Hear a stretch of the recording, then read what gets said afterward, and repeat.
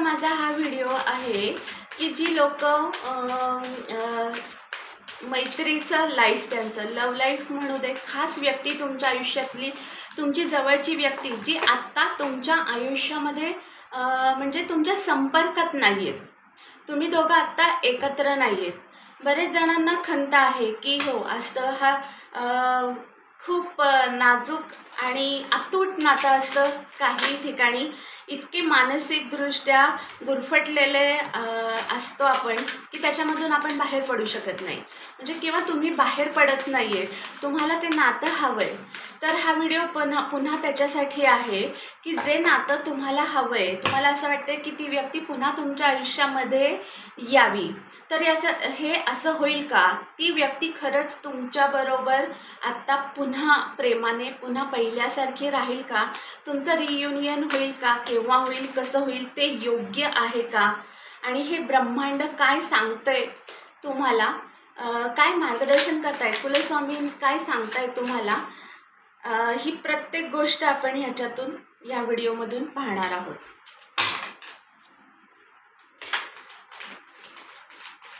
ज्यांच्या आयुष्यामध्ये आता तुमची प्रिय व्यक्ती नाही, ब्लॉकेजेस आहेत, काही अडथळे आहेत, ते नातं पूर्वीसारखं नाही आहे, त्यांच्यासाठी हा व्हिडिओ आहे।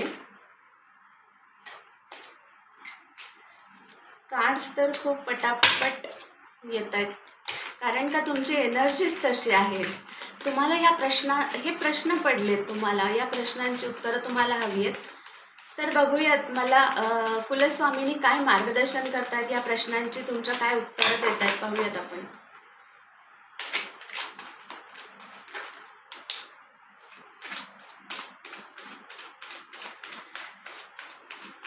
तुमची प्रिय व्यक्ती पुन्हा तुमच्या आयुष्यात पुन्हा पहिल्यासारखी येणार आहे का?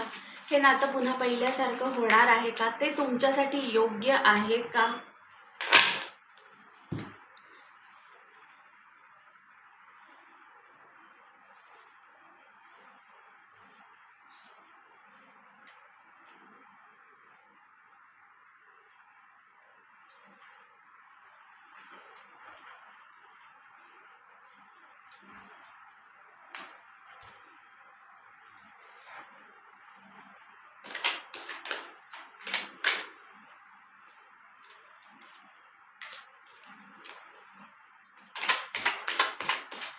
एनर्जी खूप स्ट्रॉंग आहे।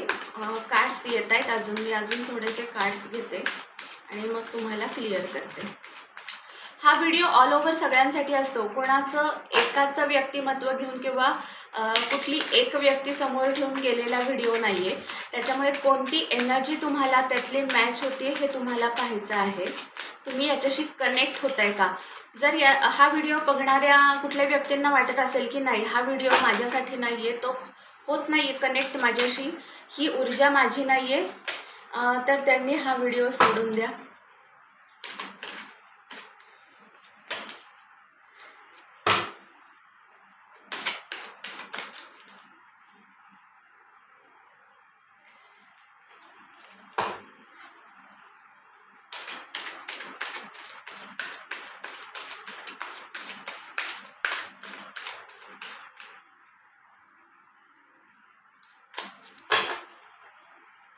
अजून एक कार्ड,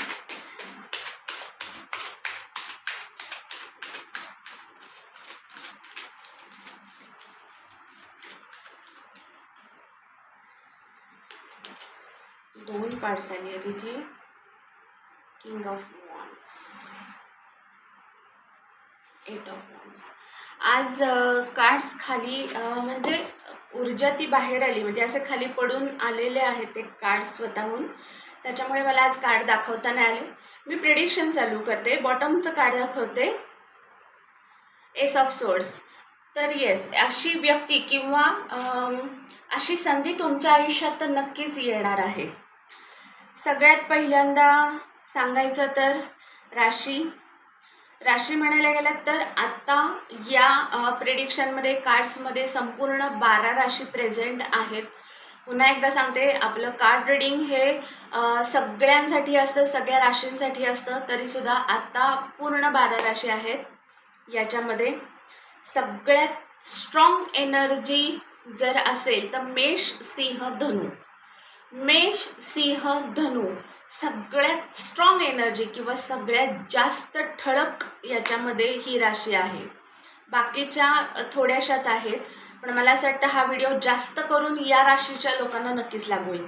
तर ठीक आहे, आपला प्रश्न होता की ती व्यक्ती पुन्हा येईल का, परत पहिल्यासारखं होईल का, तुम्ही त्याच्यामध्ये गुरफटलेले आहात ते तर दिसतंच आहे, तुम्ही अजूनही त्याच्यामध्ये आहात. एखादं घायाळ व्यक्तिमत्व कसं असतं, घायाळ आहे दिसतंय बरं का, सगळं मान्य केलेलं आहे की वेदना झालेल्या आहेत, जखमा कुठं झाल्या, अंतरात्म्याला झाल्यात, आत्म्याला त्या जखमा झालेल्या आहेत.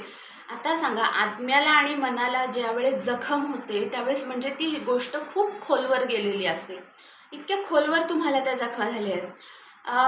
मागे भूतकाळामध्ये जे तुमचं नातं होतं, रिलेशन होतं किंवा ती जी व्यक्ती होती म्हणजे आहे, त्या व्यक्ती आहेत, फक्त तुम्ही आत्ता नो कॉन्टॅक्टमध्ये आहे. त्या व्यक्तींनी तुम्हाला ब्लॉक केलेलं आहे असं सबशेल कार्ड आले. ब्लॉकेजेस आत्ता निर्माण झालेले आहेत.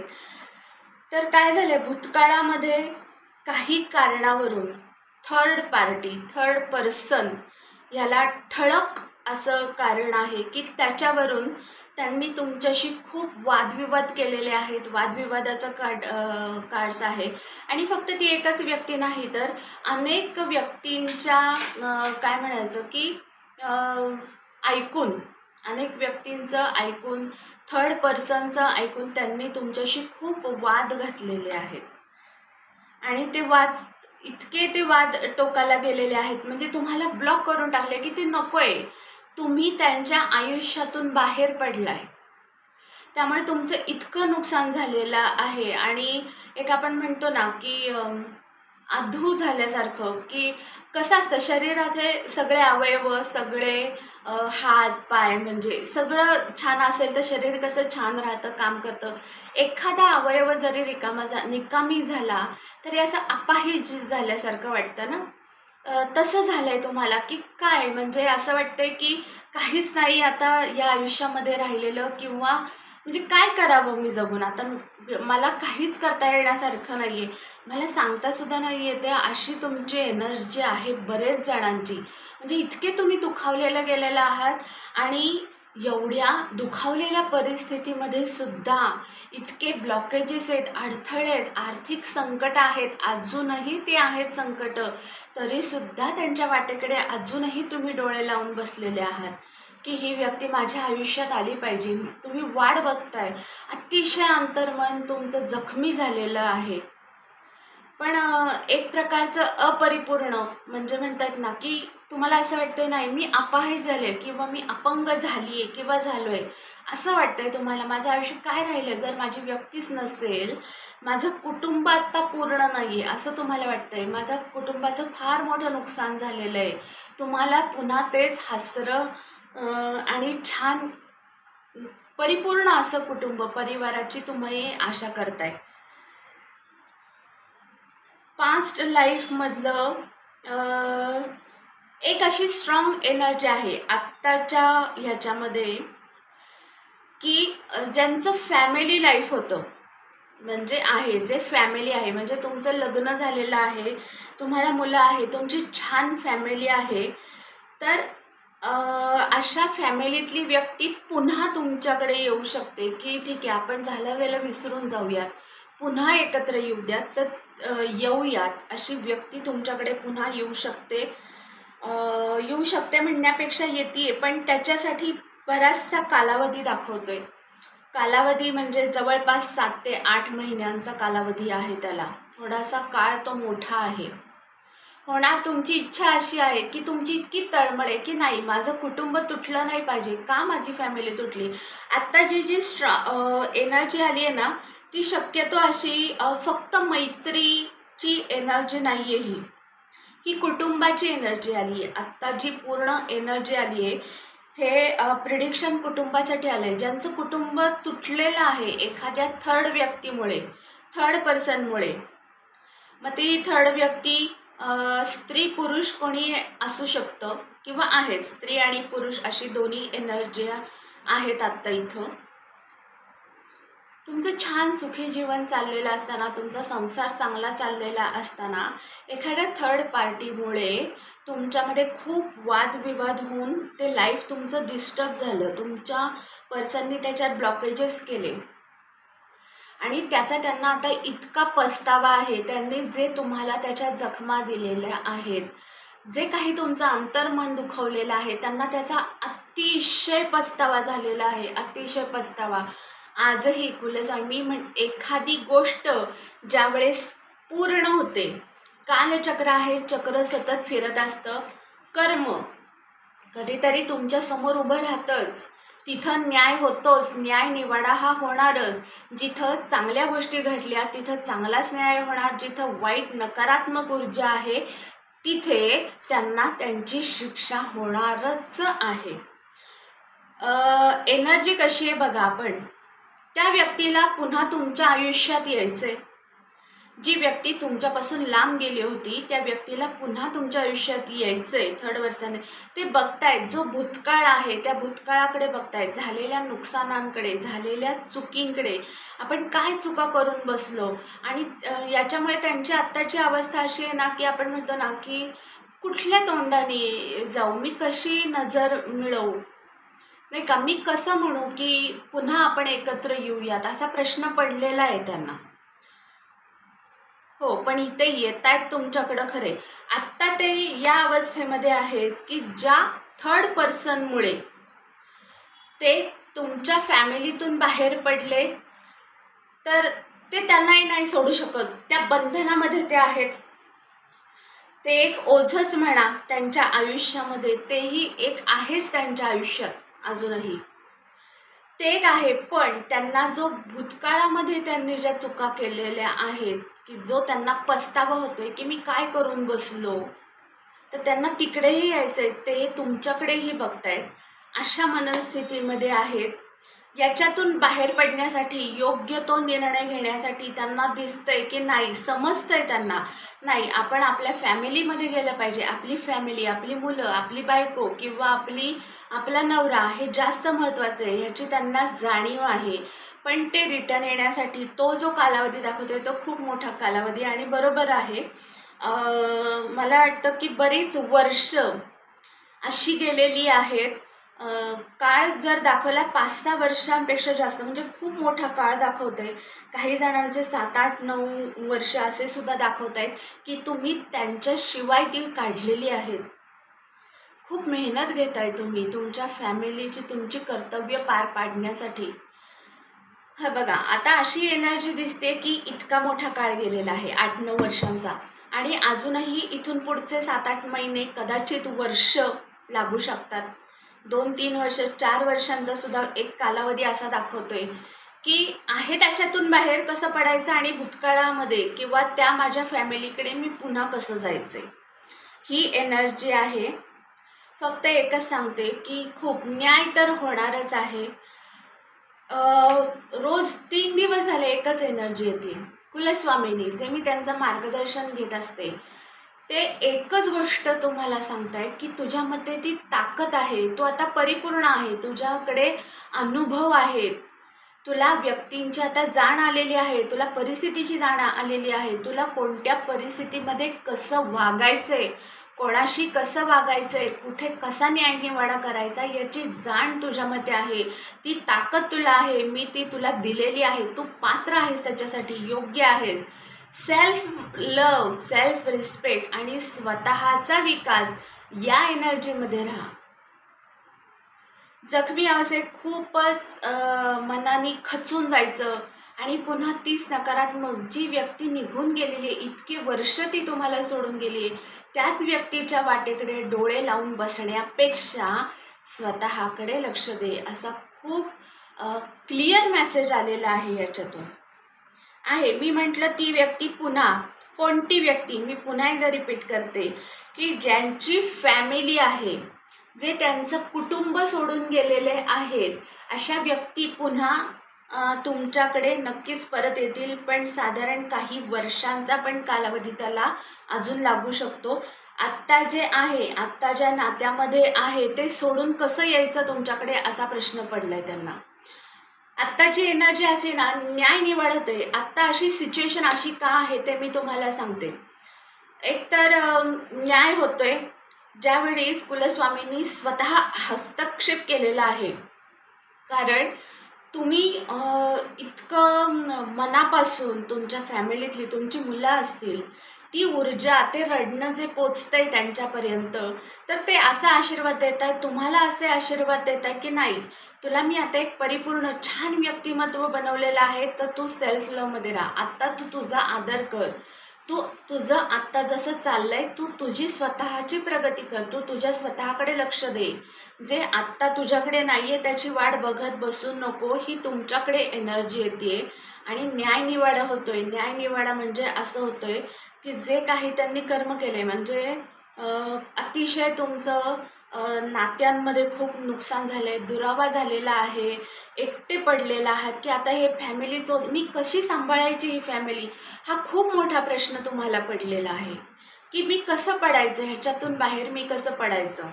मुलं आहे, संसार आहे, घरदार आहे, मी आता कसं करायचं. इतक्या अवघड परिस्थितीमधून आणि इतकं सहन केलेलं आहे तुम्ही.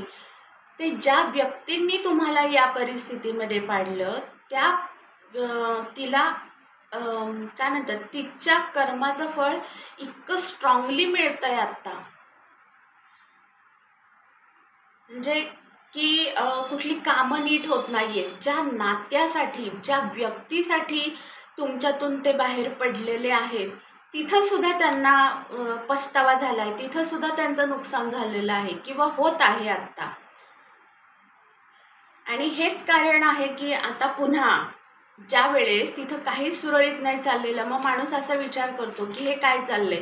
त्यावेळेस त्याला त्याच्या केलेल्या चुकांचा मग त्याचा की नाही, आपण हे चुकलोय, आपण ती माणसं दुखावली आहेत, त्याच्यामुळेच आत्ता माझं असं चाललेलं आहे, म्हणून त्यांना ती जाणीव होती.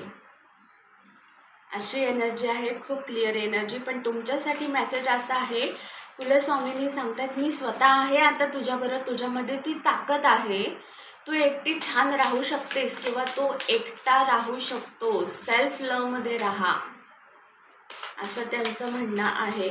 दुसऱ्या कार्ड्समधून पण आपण थोडीशी एनर्जी घेऊयात. एकदम स्ट्रॉंग मेसेज आहे हा तुमच्यासाठी.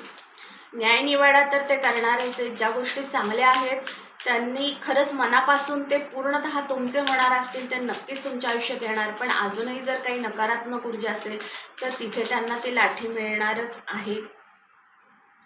Aloneness, existence, creativity, healing, silence, past life, the creator, innocence. Cards energy, ऊर्जा कशी येत असते बघा. क्लिअर सांगतायत फॅमिलीमधून ते बाहेर पडले, तर आत्ताची ऊर्जा तुम्हाला आता असं तुम्ही या एनर्जीमध्ये आहात ना, या सगळ्यातून जाताना, की काही काही जणांना असं वाटतं नाही मी एकटी आहे ना, मी आत्ता एकटा आहे ना, मला असंच राहायचं आहे, आता मला कोणीच नको आहे, मीच मला माझ्याच आयुष्यामध्ये, मला माझ्या ह्याच्यामध्येच राहायचं आहे आता, अशी एनर्जी आहे.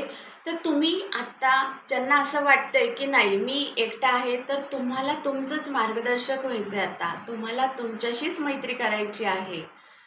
खूप छान एनर्जी आहे. तुम्ही आत्ता ज्या वाटेने चालला आहात, तुम्ही जे आत्ता काम करता आहात ते अगदी योग्य दिशेने चालला आहात. या दिशेने जर या एनर्जीमध्ये तुम्ही पुढे चालत राहा, सेल्फ लव्हमध्ये राहा, तुमच्या कामावर कॉन्सन्ट्रेट व्हा. तुम्हाला असं वाटते की नाही मला काही कळत नाही आहे, मी काय करतोय, नीट क्लिअर नाही आहे ते, पण तसं नाही आहे. तुम्ही ज्या दिशेने चाललाय अगदी योग्य दिशेने चाललाय. दुसरी गोष्ट मॅनिफेस्ट. आत्ता तुम्ही जो विचार करताय, जी स्पंदनं ब्रह्मांडामध्ये सोडताय, ती पोचताय तिथपर्यंत, त्याच्यामुळे खूप विचार करून तशी स्पंदनं सोडा की नक्की तुम्हाला काय हवं आहे. पुन्हा त्या निगेटिव्ह एनर्जीमध्ये राहून पुन्हा तेच निगेटिव्हिटी हवी आहे का. क्लिअर तुम्हाला संदेश मिळतोय. ब्रह्मांड स्वतः सांगते की नाही तू एक आता परिपूर्ण व्यक्ती आहेस, तुझ्याकडे सगळं आहे, तुझ्यामध्ये ती ताकद आहे, तर तू सेल्फ लव्हमध्ये राहा. मग एवढं सांगून सुद्धा तुम्हाला त्या निगेटिव्ह फक्त त्याची वाटच बघायची आहे का? हा क्लिअर मेसेज आहे तुमच्यासाठी. आत्ता तुम्हाला समाजामध्ये किंवा आत्ता तुम्ही जे तुमचं जे कुटुंब आहे, परिवार आहे, कामाच्या ठिकाणी एक तुम्हाला आदर आहे, मान आहे, तुमच्या शब्दाला तिथे मान आहे. खूप छान तुमचं आयुष्य चाललेलं आहे. आत्ता तुम्हाला हील होण्याची खूप गरज आहे. आत्ताच्या परिस्थितीमध्ये सांगतायत की शांत राहा, शांततेने विचार कर. जो अनुभव आलेला आहे मागच्या भूतकाळामध्ये, तर त्या अनुभवाने आता पुढे कसं वागायचं हे तुला ठरवायचं आहे. खूप शांततेने निर्णय घे. निर्णय घेताना कुठलाही गडबड गोंधळ करू नको. क्लिअर मेसेजेस आहेत हे. पास्ट एखाद्या तुमच्या पार्टनरकडून अशी एखादी घटना घडलेली आहे, म्हणजे वाईट घटना, नकारात्मक ऊर्जा, नकारात्मक घटना की ती त्यांनी तुमच्यापासून लपवलेली आहे. असंही झालं असेल की ती घटनाही तुमच्यासमोर आहे आत्ता, किंवा ती कळालं आहे तुम्हाला, त्याच्यामुळे तुम्ही जास्त खचलेले आहात. तुम्ही की काय आहे हे, अशा एक वेगळा शॉक असतो तो की काय झालं आहे हे. आत्ता ज्या व्यक्ती येत आहे तुमच्याकडे अनुभव, तुम्हाला चांगलं वाईट कळतंय, एनर्जीज कशा आहेत कळतायत. तर ज्या तुमच्या आयुष्यामध्ये आत्ता ज्या व्यक्ती आहेत, ज्या येत आहेत, तुमच्या सभोवताली ज्या ऊर्जा आहे त्यातली फक्त सकारात्मक ऊर्जा घ्या. जी निगेटिव्हिटी अजूनही तुमच्या आयुष्यात जर असेल, तुम्हाला वाटत असेल ना, तर ते सोडून घ्या, ते दुर्लक्ष करा त्याच्याकडे. कारण का तेवढे आता तुम्ही अनुभवी आणि परिपक्व झालेले आहात. कुलस्वामींनी काय मार्गदर्शन करतायत ते पण खरं कार्ड्स काढायची गरज नाही. त्यांनी क्लिअर मेसेज दिला आहे की नाही, तू एक तुझी ताकदच वेगळी आहे. न्याय निवाडा आत्ता चालू आहे. जसं कर्म केलं आहे तसं ते फळ तर मिळणारच आहे. तर तुम्हाला त्या एनर्जीमध्ये नाही जायचं आहे. परत हेल्पफुल पीपल या परिस्थितीतून, आत्ताच्या तुमची जी निगेटिव्ह एनर्जी आहे ना, याच्यातून बाहेर पडण्यासाठी, ते तुम्हाला मदत करण्यासाठी, हील होण्यासाठी, शांत होण्यासाठी, की तो भूतकाळ विसरून जा आणि पुढे चालत राहा. ह्याच्यासाठी एंजल्स स्वतः तुमच्या मदतीला आहेत. ते तुमच्याबरोबर आहेत. अशा व्यक्ती ते तुमच्या आयुष्यात आणतायत की ते तुम्हाला हील करतील, शांत करतील, तुम्हाला त्याच्यातून बाहेर काढतील. तुम्हाला स्वतःच्या मनाचा आवाज ऐकायचा आहे, तुम्हाला विचार करायचा आहे. मेडिटेशन, नीट विचार करा, काय घटना घडून गेलेल्या आहेत आणि आता काय प्रेमाने, हो रोमांस हवा आहे, प्रेम हवा आहे. खरंच जर प्रेम, ते खरं प्रेम असेल, ते जर तुमच्या पात्रतेचं असेल, तुमच्यासाठी ते योग्य असेल, तर नक्कीच ते तुमच्या आयुष्यात परत येईल. पण त्याच्यासाठी अजून काही अवधी आहे. गेट मोर इन्फॉर्मेशन, अजून माहिती घ्या. खरंच त्या नात्यामध्ये जाताना ते रिकन्सिडर, तुम्ही जो निर्णय घेताय, म्हणजे तुम्हाला असं जे वाटतंय ना की नाही मला ती व्यक्ती पुन्हा हवी आहे, तर याच्यावर नीट विचार करा. अगदी शांततेने विचार करा. अजूनही माहिती काढा. नो, तुम्हाला या एनर्जीमध्ये जायचं नाही. क्लिअर मेसेज आहे हा. ज्या व्यक्तीसाठी तुम्ही अजूनही त्यांची वाट बघत बसताय, तर त्या एनर्जीमध्ये जाऊ नका. त्यांच्याविषयी आणखीन माहिती काढा, असं ते सांगतात. एकदम क्लिअर छान मेसेज आहे. नकारात्मक ऊर्जेतून बाहेर पडा, योग्य तो निर्णय घ्या. जे अनुभव आलेले आहेत त्याचं थोडंसं रिव्ह्यूज करा आणि ठरवा तुम्हाला कोणती एनर्जी हवी आहे. सकारात्मक राहा, हसत राहा, स्वस्थ राहा, मस्त राहा, जबरदस्त राहा, पॉझिटिव्ह, सकारात्मक राहा.